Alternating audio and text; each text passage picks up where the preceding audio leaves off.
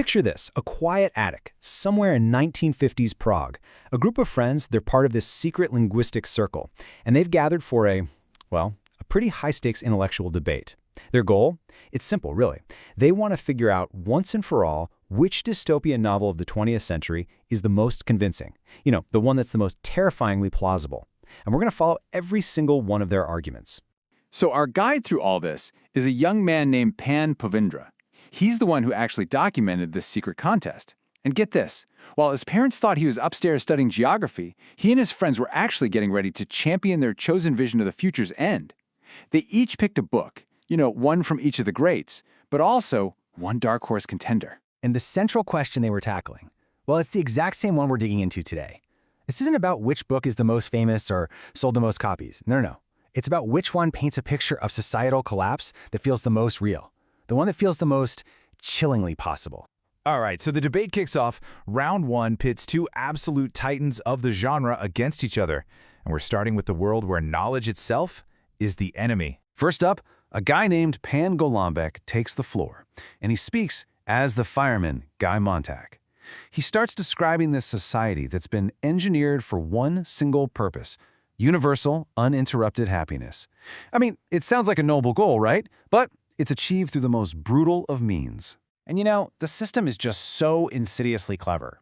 It doesn't just destroy knowledge, it replaces it. Philosophy? That gets burned. Meanwhile, citizens are kept totally pacified with these giant interactive TV walls and, the cheap thrill of reckless high-speed driving. They even rewrite history.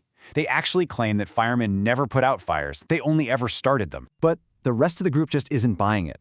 The rebuttal is swift, and it is cutting. See, the world of Fahrenheit 451, it ends up destroying itself in a nuclear war. And its hero, he finds this whole community of book people who are ready to rebuild.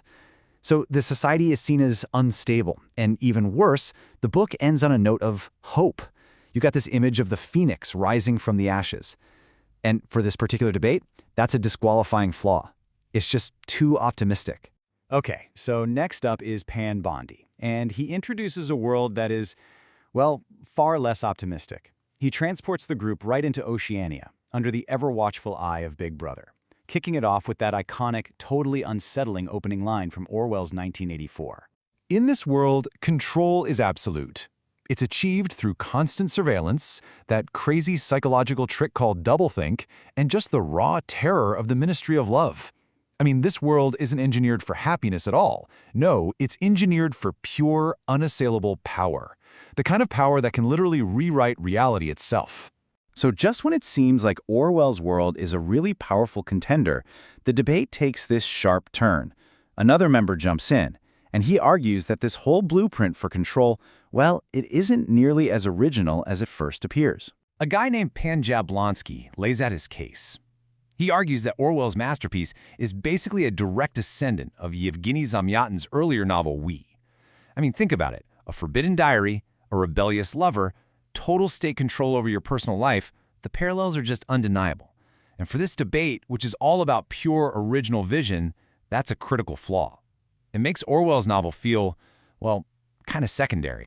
So, the next contender, which is presented by Pan Valenta, offers a completely different model of control. This isn't about pain, not at all. It's about pleasure. So, welcome to Aldous Huxley's Brave New World, a society built on a foundation that is chillingly pleasant. In this world, humans aren't born. They're products. They're literally decanted from bottles and conditioned right from birth for their specific role in society. Happiness? Oh, it's guaranteed. It's done through this subconscious sleep teaching they call hypnopedia, and soma, this perfect drug that gives you all the bliss with none of the drawbacks. The only real conflict comes from an outsider, the savage, who demands the one thing this whole society has eliminated, the right to be unhappy. But of course, this seemingly perfect system also faces a devastating critique. Our narrator, Pan Pavondra, he's the one who points out that the entire social structure, the caste system, the stability, all that happiness, it all relies on one single unproven technology, hypnopedia, that sleep teaching thing. He says, look, without it, the whole society would just crumble into social conflict. So yeah, it's a terrifying world for sure, but it's one built on a foundation of what's essentially scientific fantasy. Okay, so where does that leave us? The three giants of dystopian fiction are all found wanting. One's too optimistic, one's basically a copy, and one is scientifically implausible. The stage is now set for our narrator's own secret nominee, the book he believes is going to sink all of its competitors. And his choice? It's not a story about a tyrannical government or some far-out futuristic technology. Nope. It's a largely forgotten 1936 Czech novel called War with the Newts. And its power, he argues, doesn't come from its fantastical premise, but from its terrifyingly logical portrayal of, well, human nature. You see, the story progresses with this awful, inevitable logic. First, a sea captain discovers these intelligent salamanders. What happens next? Of course, they're immediately exploited as a cheap global labor force. Then it gets worse. Nations start arming their newts to fight against the newts of other countries, until finally, the newts themselves, who are now numerous and incredibly powerful, realize that they need more space, and they begin to methodically dismantle the continents to create it. So why does this story win the debate? I mean, what makes a tale of talking salamanders more convincing than Big Brother or Soma? The answer, and this is the brilliant part, lies in what the book doesn't invent. See, the genius of the author Čapek was in realizing he didn't need to invent a villain. There's no Big Brother here, no world controller. The apocalypse arrives not because of some evil mastermind, but because of us. Our own familiar systems, capitalism, nationalism, our own short-sightedness. They're what drive us, willingly, straight toward our own destruction.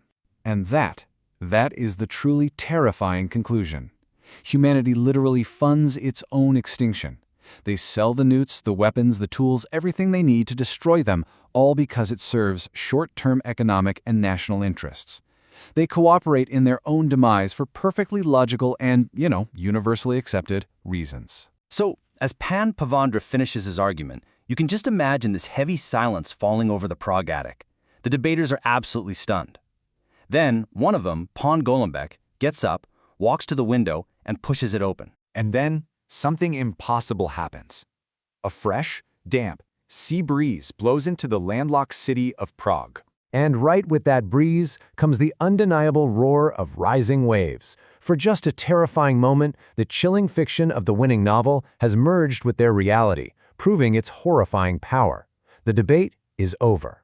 So Čapek's novel used intelligent salamanders as the catalyst for our self-destruction, right? They were the resource we just couldn't resist exploiting, no matter what the cost. And that leaves us with a pretty haunting question for our own time. What are the newts we are exploiting today? And what shores are they preparing to flood?